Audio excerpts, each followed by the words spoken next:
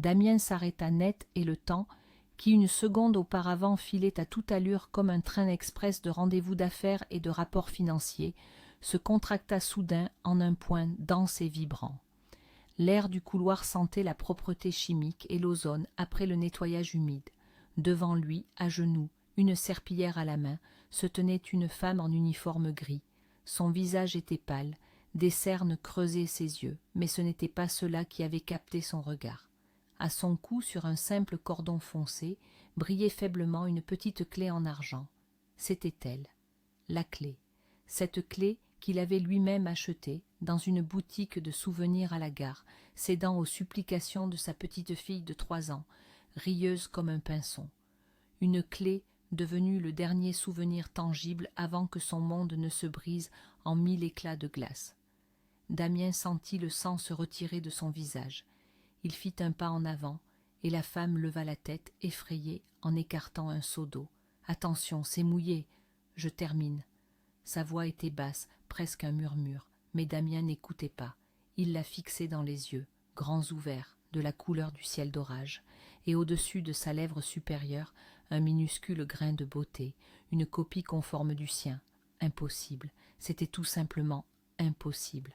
« Comment vous appelez-vous » Sa voix se brisa, se transformant en un murmure rauque. « Élise, répondit-elle, se recroquevillant sous son regard insistant, presque fou. Élise, et non pas cette Julie qu'il avait perdue il y a 26 ans, mais ce visage, ces yeux, cette clé. L'aube froide d'octobre transperçait la ville de milliers d'aiguilles de glace. Élise se blottissait dans une vieille veste, se frayant un chemin à travers les rues désertes de la zone industrielle, jusqu'au colosse de verre, où elle allait passer les 2 prochaines heures, à effacer les traces de la vie réussie des autres. Chaque pas résonnait comme une douleur sourde dans ses jambes, mais elle ne pensait qu'à Clara. À sa fille de 10 ans, sa lumière, son encre dans cet océan de désespoir.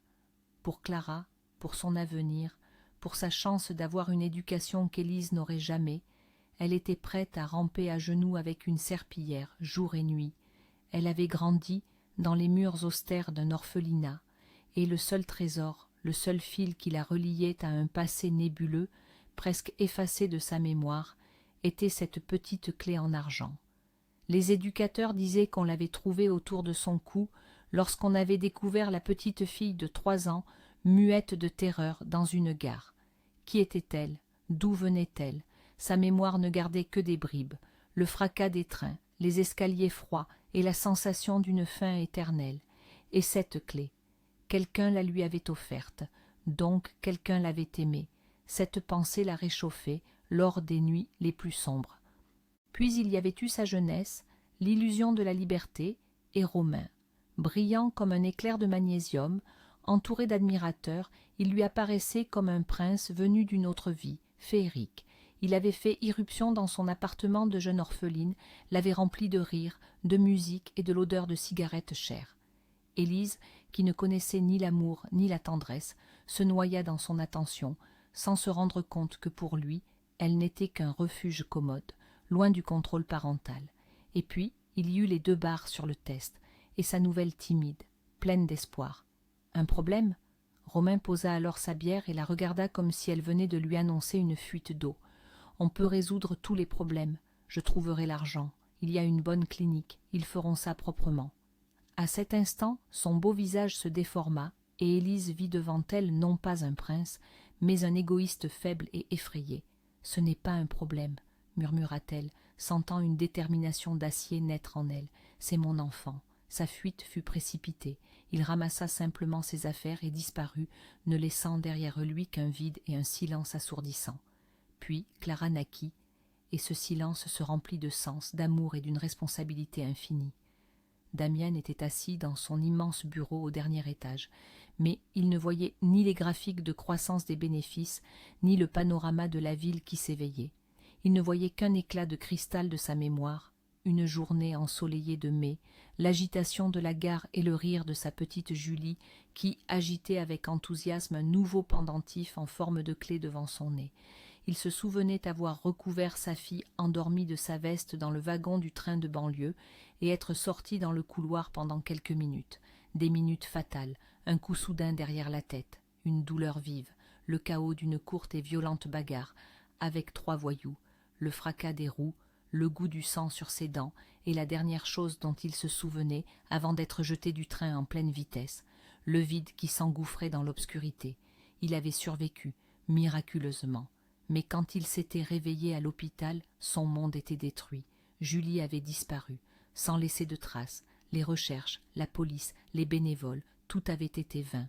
Sa femme, Catherine, n'avait pas tenu le coup et était partie, emportant avec elle la moitié de son âme. Des années de désespoir, le brouillard de l'alcool, la chute au plus bas, et puis le salut. Une rencontre fortuite avec un groupe d'enfants d'un orphelinat lors d'une promenade. Leurs yeux graves, pas enfantins, l'avaient forcé à se réveiller. Il comprit que s'il ne pouvait pas sauver sa fille, il pouvait aider les autres.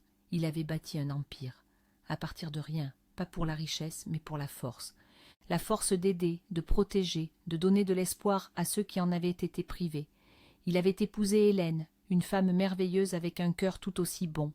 Ils avaient eu Léo et Sophie. Il était heureux, mais son bonheur avait toujours un arrière-goût amer de culpabilité et de blessures qui ne cicatrisaient pas. Chaque jour, il vivait avec un trou noir dans son cœur, là où se trouvait autrefois sa Julie. « Je veux faire un test ADN, dit Damien, d'une voix tremblante. Il était assis en face d'Élise dans son bureau, et toute la façade d'homme d'affaires inébranlable qu'il avait construite au fil des ans s'effondrait en poussière. Un spasme glacial lui serra les entrailles. Le monde se rétrécit à ce bureau, à la voix de cet étranger qui prononçait des mots capables soit de l'anéantir définitivement, soit de la ressusciter. Elle avait rêvé toute sa vie de retrouver sa famille, mais elle avait peur de découvrir qu'ils étaient des marginaux qui l'avaient abandonnée parce qu'elle ne servait à rien. Et maintenant, cet homme puissant et riche, avec des yeux remplis d'une douleur insupportable, affirmait qu'il était son père. Le résultat du test n'était pas qu'une confirmation, c'était un verdict, une clé qui ouvrait la porte verrouillée de son passé. La rencontre avec sa mère Catherine ressembla à un rêve, des étreintes, des larmes, une reconnaissance à un niveau subconscient, cellulaire. Il semblait que la douleur de 26 ans de séparation se dissolvait dans ses larmes. La vie d'Élise bascula. De la zone industrielle grise, elle fit un pas dans un monde où elle était attendue, où elle était aimée. Elle entra à l'université dont elle n'avait jamais osé rêver. Clara trouva non seulement un grand-père et une grand-mère, mais aussi un oncle et une tante, une immense maison et des dîners de famille bruyants. Un soir, Damien se tenait sur la terrasse de sa maison et regardait Élise et Clara rire, jouant avec Léo et Sophie sur la pelouse.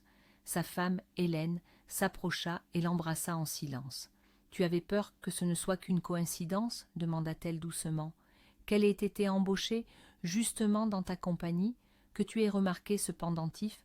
C'est comme un miracle auquel j'ai peur de croire jusqu'au bout, avoua-t-il. « Ce n'est pas un miracle, sourit Hélène, le regardant avec des yeux pleins d'amour. C'est le destin. Parfois, pour retrouver une clé perdue, il suffit d'attendre qu'elle trouve elle-même ta porte. Si cette histoire vous a plu, n'hésitez pas à la liker, à vous abonner à la chaîne et à laisser un commentaire. C'est très important pour nous.